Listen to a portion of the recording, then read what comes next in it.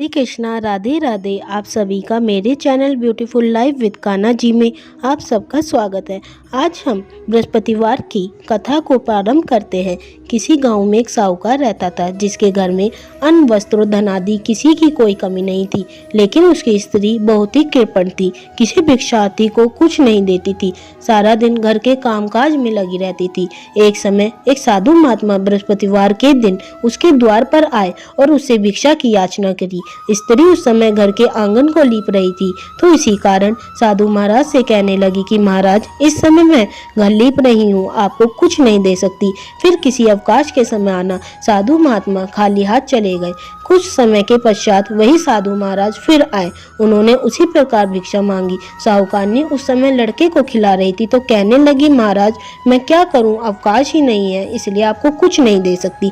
तीसरी बार महात्मा आए तो उसने उन्हें उसी प्रकार से टालना चाहा, किंतु महात्मा जी कहने लगे कि यदि तुमको बिल्कुल ही अवकाश हो जाए तो मुझको भिक्षा दोगी। साहूकारनी कहने लगी कि हाँ महाराज, यदि ऐसा हो जाए तो आपकी बड़ी कृपा होगी। साधु महाराज जी कहने लगे कि अच्छा, मैं तुम्हें एक उपाय बताता हूँ। तुम बृहस्पतिवार को दिन चढ़ते उठना, सारे घर में झाड़ू लगाकर कूड़े को एक कोने में जमा कर देना, घर में चौका इत्यादि मत करना, फिर स्नान आदि करके घर वालों से कह देना कि उस दिन सब हजामत अवश्य बनवाएं। रसोई बनाकर चूल्हे के पीछे रखना, सामने कदापि न रखना। सायंकाल को अंधेरा होने के बाद दीपक जलाया करना तथा बृहस्पतिवार को पीले वस्त्र मत धारण करना, न पीले रंग की चीजों का भोजन करना। यदि ऐसा करोगी तो तुमको घर का कोई कामकाज नहीं करना पड़ेगा। साहूकारनी ने ऐसा ही किया। वह बृहस्पतिवार को दिन चढ़े उठी, झाड़ू लगाकर कूड़े को घर में जमा कर दिया। पुरुषों ने हजामत बनाई, भोजन बनवाकर चूल्हे के पीछे रख दिया। वह अब सब बृहस्पतिवार को ऐसे ही करने लगी। कुछ काल बाद उसके घर में खाने को दाना ना रहा।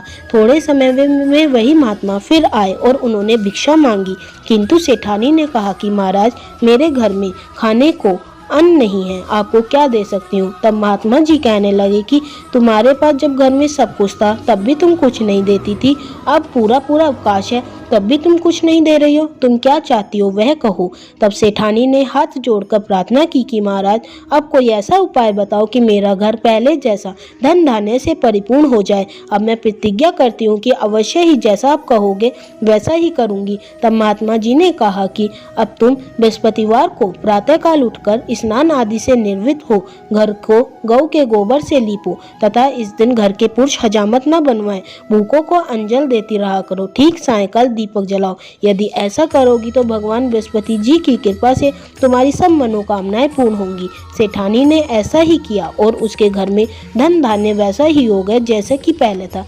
इसी प्रकार भगवान बृहस्पति जी की कृपा से वह अनेक प्रकार की सुख भोग कर दीर्घकाल तक जीवित रही। इस प्रकार अब हम बृहस्पतिवार की आरती करते हैं। ओम जय बृहस्पति देवा, स्वामी जय बृहस्पति देवा, छिन छिन भोग लगाऊं कदली फल मेवा।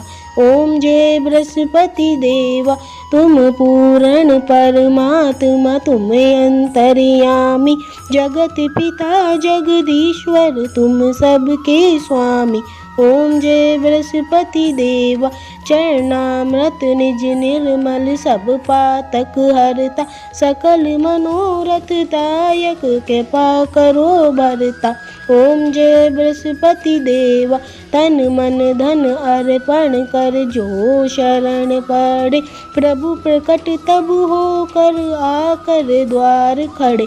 ओम जय बृहस्पति देवा, दीन दयाल दयानिधि, भक्तन हितकारी, पाप दोष सब हरता, भव बंधन हारी।